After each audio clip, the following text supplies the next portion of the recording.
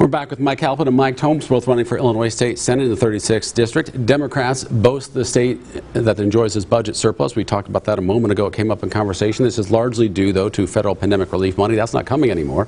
How can the state make up for that money to maintain a surplus, if that's even a priority? Mr. Halpin.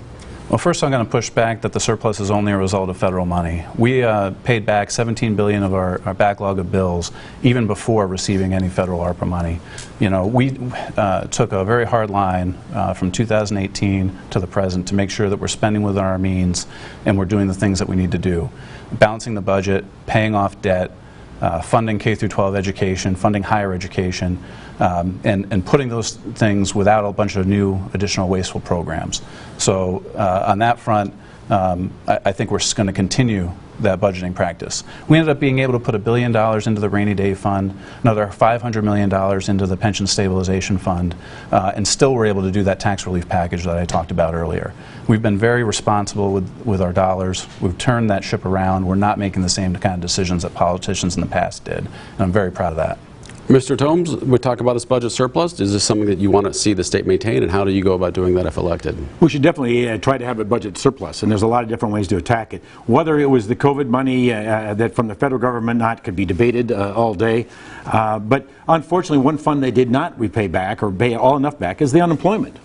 And that puts a burden on the businesses to increase what they are paying in to replenish that account.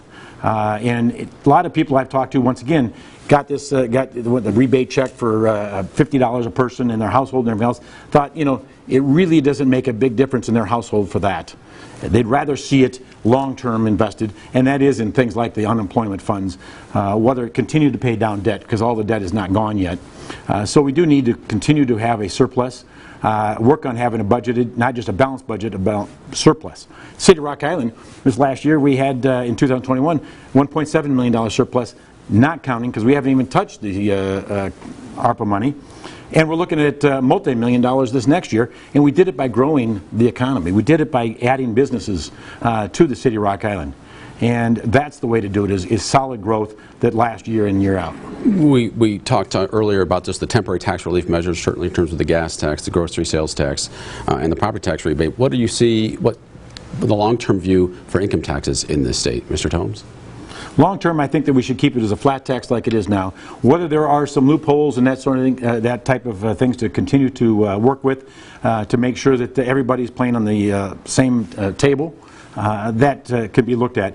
But we just are seeing, once again, our surrounding states. You see Iowa going from a progressive type of tax to a flat tax, lower than what the state of Illinois has. So we definitely should not be increasing it. If anything, decrease our income tax. We shouldn't even be thinking or talking about taxing pensions.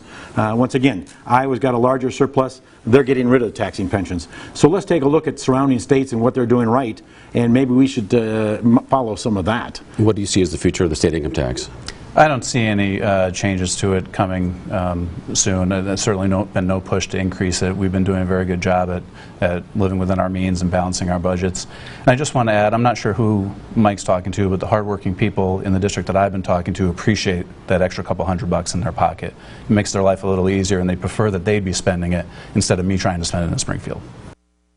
We'll take one more break from the conversation. Still ahead, business growth. What ideas they would take to Springfield to attract investments that bring jobs. For the record.